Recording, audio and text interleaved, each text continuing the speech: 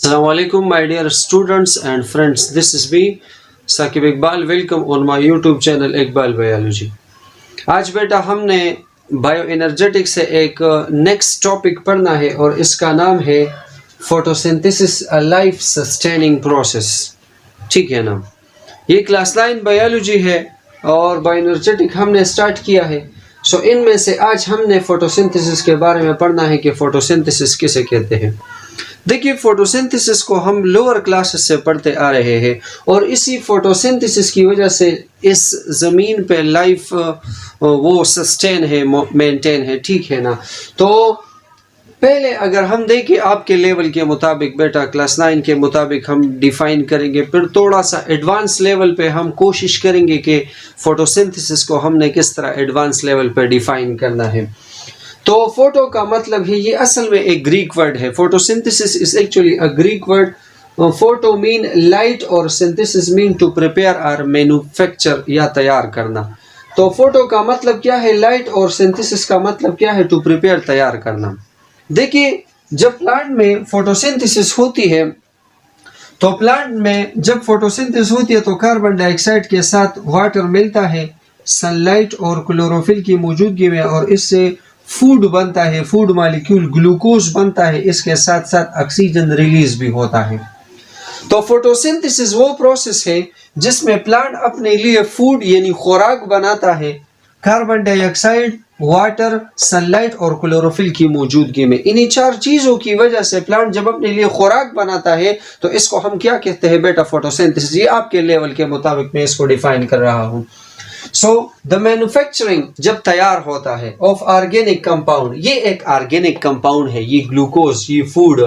सो जब ये फूड, ये ऑर्गेनिक कंपाउंड, ये ग्लूकोज तैयार होता है इन the presence of chlorophyll using carbon dioxide, इसमें कार्बन डाइऑक्साइड यूज होता है, वाटर यूज होता है और इसके अलावा सनलाइट। तो इसी sunlight, chlorophyll, carbon dioxide, water की मौजूदगी में जब प्लांट अपने लिए ऑर्गेनिक कंपाउंड यानी ग्लूकोज यानी फूड बनाता है तो इस प्रोसेस को हम एक्चुअली क्या कहते हैं, फोटोसिंथेसिस। और इसमें बेटा ऑक्सीजन रिलीज होती है। फोटोसिंथेसिस सिर्फ प्लांट में नहीं होता बेटा। देखिए, हमारे पास एलजी है, इसके अलावा प्लांट है, इसके अलावा सम बैक्टीरिया है जैसे सयानो बैक्टीरिया। तो ये जो बैक्टीरिया है, इसके अलावा एलजी है, इसके अलावा प्लांट है। तो प्लांट में, एलजी में, इसके अलावा कुछ बैक्टीरिया है, उस बैक्टीरिया में ये फोटोसिंथेसिस होती है। सो photosynthesis is not only the characteristic feature of the plant, बल्कि इसके अलावा कुछ और ऑर्गेनिज्म भी है, जैसे हमने यहाँ पे पढ़ा प्लांट के अलावा एलजी है और सम बैक्टीरिया जिसे हम सयानो बैक्टीरिया कहते हैं, इसमें भी बेटा फोटोसिंथेसिस होती है। तो अब अगर हम यहाँ पे दूसरा डेफिनेशन करें, ये एक है, जब प्लांट अपने लिए ग्लूकोज बनाता है, जब प्लांट अपने लिए ग्लूकोज बनाता है, ग्रीन प्लांट जब अपने लिए ग्लूकोज फूड खुराक बनाता है सनलाइट और क्लोरोफिल की मौजूदगी में, तो इसको हम क्या कहते हैं, फोटोसिंथेसिस कहते हैं। The process in which green plant prepare their own food, वो प्रोसेस जिसमें ग्रीन प्लांट अपने लिए फूड बनाता है इन the presence of sunlight and chlorophyll is called photosynthesis. तो इसको हम क्या कहते हैं, फोटोसिंथेसिस कहते हैं। देखिए, प्लांट में ऑलरेडी क्लोरोफिल मॉलिक्यूल होते हैं, क्लोरोफिल। ठीक है ना, ये क्लोरोफिल, ये फोटोसिंथेटिक पिगमेंट इसी सनलाइट से लाइट को कैप्चर करती है, पकड़ती है, और इस जब लाइट कैप्चर होती है तो इसी दौरान फोटोसिंथेसिस का प्रोसेस स्टार्ट होता है और प्लांट अपने लिए खुराक तैयार करता है। तो इसमें फोटोसिंथेसिस में एनर्जी कैप्चर होती है, सन से सनलाइट कैप्चर होता है, तो सन से जो एनर्जी आती है वो कैप्चर होती है, और प्लस प्लांट में जो खुराक बनता है वो स्टोर भी होता है। तो फोटोसिंथेसिस ये स्टोरिंग प्रोसेस भी है और इसके अलावा ये कैप्चरिंग प्रोसेस भी है। तो ये photosynthesis act as energy capturing process as well as act as energy storing process, क्योंकि इसी ग्लूकोज में बेटा एनर्जी स्टोर्ड है। जब इसी ग्लूकोज की ब्रेकडाउन होती है तो या तो इससे 36 एटीपी बनते हैं या इससे 38 एटीपी बनती है, और एटीपी असल में एनर्जी है। तो यहाँ पे इसमें स्टोर्ड भी होती है फूड, इस ग्लूकोज के अंदर जब ग्लूकोज बनता है तो इसमें बेटा एनर्जी स्टोर्ड होती है। अच्छा, इसको हम थोड़ा सा एडवांस लेवल पे डिफाइन करना चाहे तो वो कुछ इस तरह से है। देखिए, इसको हम इस तरह भी डिफाइन कर सकते हैं, the process in which carbon dioxide combine with the water in the presence of sunlight and chlorophyll to form glucose that is the C6H12O6 with the release of oxygen is called the photosynthesis. ये भी एक definition है, ठीक है ना। लेकिन अगर हम यहाँ पे देखें, ये जो कार्बन डाइऑक्साइड है और वाटर है, इसके साथ कोई एनर्जी नहीं है, तो इसको हम एनर्जी पुअर मॉलिक्यूल कहते हैं। तो ये जो कार्बन डाइऑक्साइड है, वाटर है, ये दोनों एनर्जी पुअर मॉलिक्यूल है। लेकिन जब हम इसी ग्लूकोज को देखते हैं, तो जब यूकेरियोटिक सेल में एक ग्लूकोज की ब्रेकडाउन होती है तो इससे 36 ATP बनती है।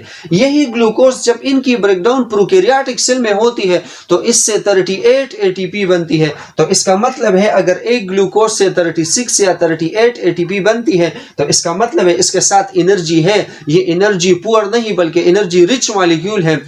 तो जब एनर्जी पुअर मॉलिक्यूल यानी कार्बन डाइऑक्साइड और वाटर कंबाइन होते हैं और इससे एनर्जी रिच मॉलिक्यूल बनता है यानी ग्लूकोज बनता है, और किस चीज की मौजूदगी में, सनलाइट और क्लोरोफिल की मौजूदगी में, तो इसको हम क्या कहते हैं बेटा, इसको हम कहते हैं फोटोसिंथेसिस। तो चलो एडवांस लेवल पे थोड़ा सा डिफाइन करते हैं। The process in which energy poor molecule, ये कार्बन डाइऑक्साइड और वाटर ये दोनों क्या है, एनर्जी पुअर मॉलिक्यूल है।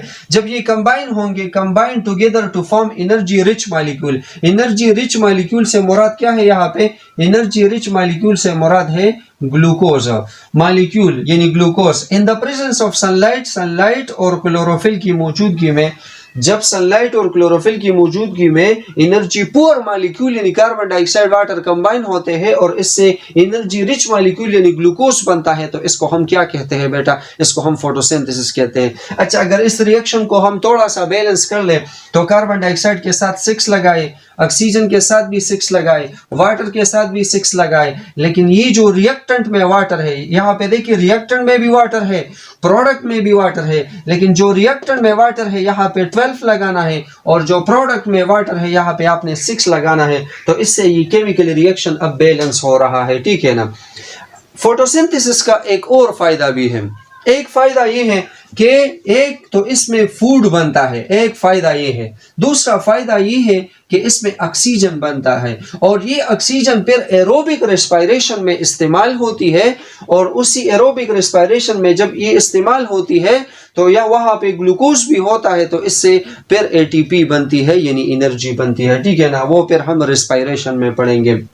अच्छा, ये जो फोटोसिंथेटिक ये जो ऑटोट्रोफिक ऑर्गेनिज्म है, जैसे फॉर एग्जांपल प्लांट है, तो ये तो सनलाइट को कैप्चर करती है और अपने लिए फूड बनाती है। लेकिन अगर हम देखें हेटेरोट्रोफिक ऑर्गेनिज्म को, फॉर एग्जांपल हम चूंकि हेटेरोट्रोफिक है, हम अपने लिए फूड बना नहीं सकते, तो हम डायरेक्टली या इनडायरेक्टली ऑटोट्रोफिक ऑर्गेनिज्म प्लांट पे क्या करते हैं, डिपेंड करते हैं। So heterotrophic organism can not carry out photosynthesis. हम हेटेरोट्रोफिक है, हम कोई फोटोसिंथेसिस नहीं कर सकते, तो and are unable to use the energy of sunlight. हम डायरेक्टली सनलाइट के एनर्जी को इस्तेमाल नहीं कर सकते, देयरफॉर फॉर देयर एनर्जी, लेकिन हम अपने एनर्जी के लिए या तो डायरेक्टली या इनडायरेक्टली डिपेंड करते हैं, किस चीज के प्लांट पे डिपेंड करते हैं। तो याद रखिए, जो फोटोसिंथेटिक ऑर्गेनिज्म है, ऑटोट्रोफिक ऑर्गेनिज्म है, ये अपने लिए खुराक तो बना लेते हैं, लेकिन बात जब हमारी आ जाती है हेटेरोट्रोफिक ऑर्गेनिज्म की आ जाती है,